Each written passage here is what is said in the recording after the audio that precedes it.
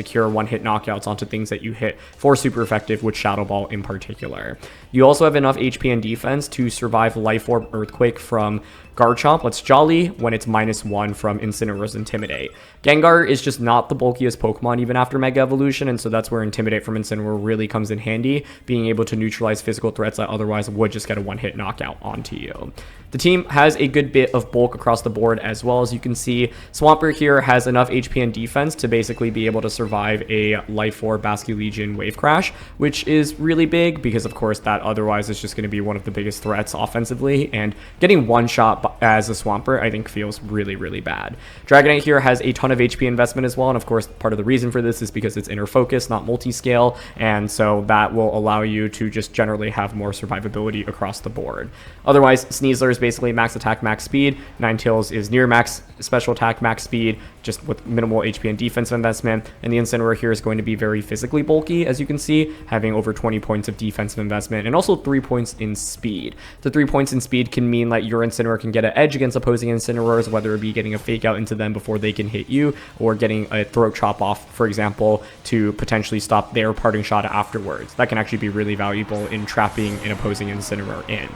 The moves are fairly straightforward here, but I think a couple things to call out include, of course, the Swampert set in general. High horsepower is going to be your main means of offense, but don't discount the amount of damage that Flip Turn can actually do. Flip Turn obviously allows for pivoting, but also often can chunk away things that it hits for super effective damage, whether it be something like an Incineroar, for example. The Dragonite here is triple offense with Protect, and the idea is to generally land super effective attacks with it. Superpower into Incineroar, that's going to be one of your best anti-Incineroar tools on this team, but you've also got Dragon Claw as your most consistent attack and Extreme Speed for priority. Sneasler, notably here, does not have Fake Out. It's going to be Close Combat Rock Slide, Dire Claw.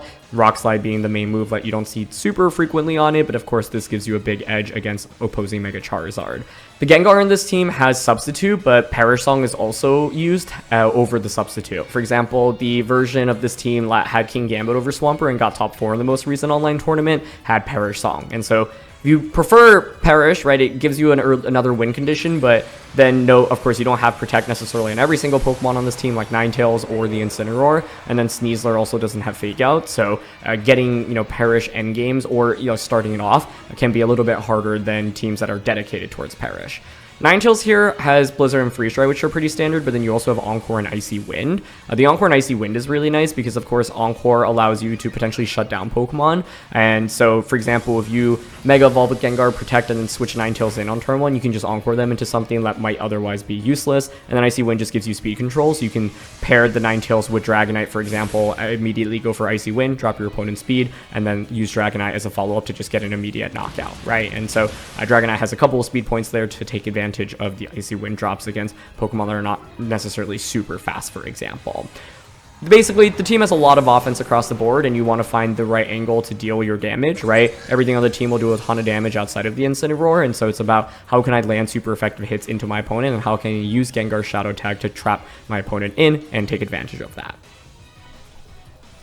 In terms of how to play with the team, the first thing that I want to emphasize is that in my experience using the team, I think that there are a lot of different ways that you can play with it, so you should not hold yourself to just these combos that I'll be talking about.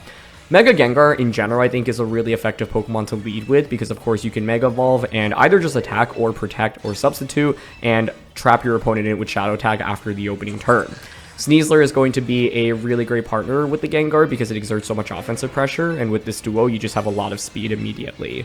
The Sneasler, of course, can threaten with super effective damage into things like Charizard, Mega Floette, as well as Whimsicott, and so I generally like this lead into, for example, the Whimsicott, Charizard, Floette teams that are out there. Ninetales is normally pretty good in the back, and the idea behind it is that these compositions often will also have Garchomp, and so you can use Ninetales if your opponent leads Garchomp, for example, Mega Evolve Gengar, Protect, switch in Ninetales, and then just trap Gengar in, or trap Garchomp in with Gengar, and then threaten an immediate knockout onto Garchomp with a Blizzard on the following turn. Incineroar and Dragonite are both good Pokemon to potentially have in the back, with Incineroar being a little bit more valuable for defense as well as Fake Out and Intimidate, whereas Dragonite will give you more offensive pressure. Swampert's also a great Pokemon to lead with the Gengar. I generally like this if my opponent doesn't really have grass types or really strong damage into Swampert, and if I feel like I can use Swampert to neutralize a big threat with Yawn on turn 1, right? So the idea behind this is that Mega Gengar can once again go for Protect, Attack, or a Substitute on turn 1.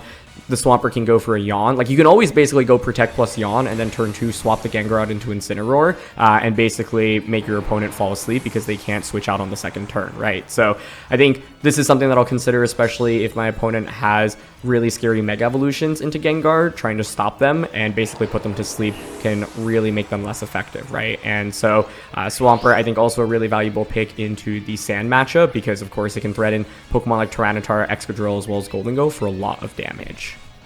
Mega Gengar and Dragonite is also one of my favorite leads with the team, and the idea behind this is that you just have 2 things that are immune to Fake Out because of Inner Focus on Dragonite. So if my opponent has multiple Fake Out users, or just a Fake Out user in Sneasler or Incineroar, for example, I'll consider this lead. The idea is that, of course, you threaten with a lot of immediate damage, and Dragonite is also going to be quite bulky. So with this, often you can angle for either just trying to get one-hit knockouts with your super effective damage on Dragonite, or look to doubling up on something. Normally, I like Ninetales in the back, once again, to cover for some of the weaknesses, and of course, one of the other things that you can do with Ninetales is potentially Encore your opponent after turn 1, and then it puts them in a really difficult position, and then the last slot can be flexed. You don't always have to lead with Mega Gengar. There are a lot of different leads that you can go with, like Incineroar or Sneasler, for example, paired with any of the Pokemon can be strong, especially Dragonite. I actually like Swampert and Dragonite a lot, and I find this to be a pretty valuable lead into, for example, setup-oriented teams. The Mega Delphox, Mega Blastoise teams that are out there, for example. With this, the Dragonite is immune to Fake Out, so they often feel forced to Fake Out into the Swampert, but then Dragonite then can get a big Dragon Claw off into Delphox or Blastoise, for example.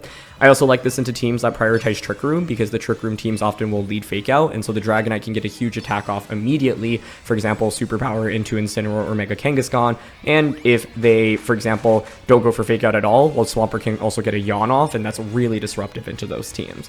Normally with this, I like Mega Gengar in the back and then Incineroar just for more defense, because of course you can swap it in for Intimidate, further protecting Dragonite and Swampert.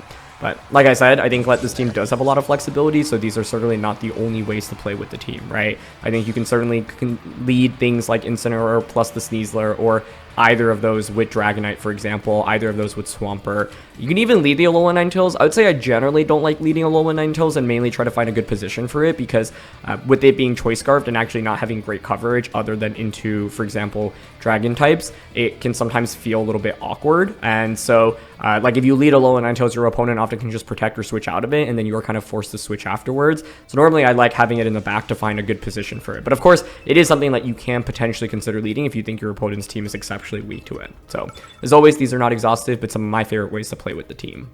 In terms of weaknesses and things to watch out for, I think the first thing to really point out is that Mega Gengar is just not the easiest Mega Evolution to use. In my opinion, basically, this Pokemon is a Pokemon that can feel really good if you are an exceptional player, but it also can faint very quickly. So I think there are a lot of players that try Mega Gengar, but just realize it's not for them. And part of the reason for this is because if you think about some of the most common Pokemon in the format, Garchomp, Kingambit, Basculegion, all of those can hit Mega Gengar for super effective damage, right? And so it means that you have to be very precise on how you position with Mega Gengar. Do you go for Protect on turn 1? Do you go for Substitute? When do you go for safe damage, for example? And so I think that it is a top tier Mega Evolution, but one that is definitely less forgiving than some of the other Megas that you can use.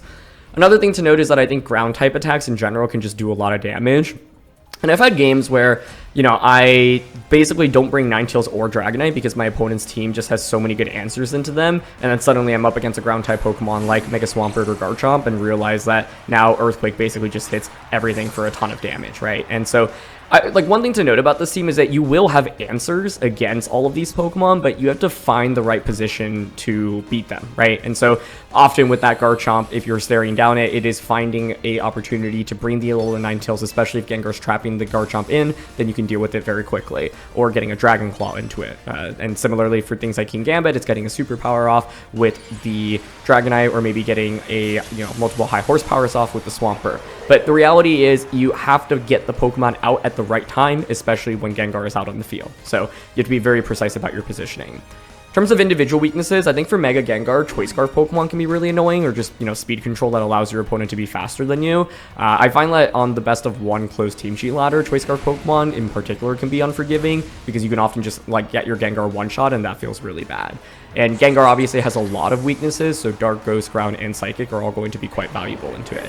And at the end of the day, like, neutral attacks will still do a decent amount to this Pokemon because it's just not the bulkiest, even with the EV investment that it has. For Sneasler, you can take advantage of the fact that it doesn't have Fake Out, and Ghost types are generally going to be the best answer for it. Something like Basculegion or Gholdengo really can just wall its damage output and threaten with a lot more in return. Alola Ninetales has really limited damage output outside of ice types, and so you have to definitely be wary of that, because like normally with Ninetales, I want to get into a position where I can click my Blizzard or Freeze Dry without any consequence, basically. But if you bring it out too early, your opponent often will have good ways to swap out of it. Incineroar definitely doesn't like going up against water types, Milotic being one of the prime examples, because of course it has competitive, obviously doesn't like going up against ground or fighting types either. Dragonite really struggles into Gholdengo in particular. Like, I think if you bring Dragonite and your opponent has Nasty Plot Gholdengo, and you don't have something like the Mega Gengar Nextla Dragonite, then the Gholdengo can threaten with something like a Nasty Plot immediately, and that can be really spooky for you. Fairy types as well are obviously really annoying because you do limited damage to them, and they trade way more positively into you. Swampert really doesn't like going up against grass types. If I see a grass type Pokemon like Venusaur or Sinistcha on my opponent's team, I'm often just not bringing Swampert, and also doesn't love going up against super physically bulky Pokemon. Some other watchouts, like I mentioned, I have already highlighted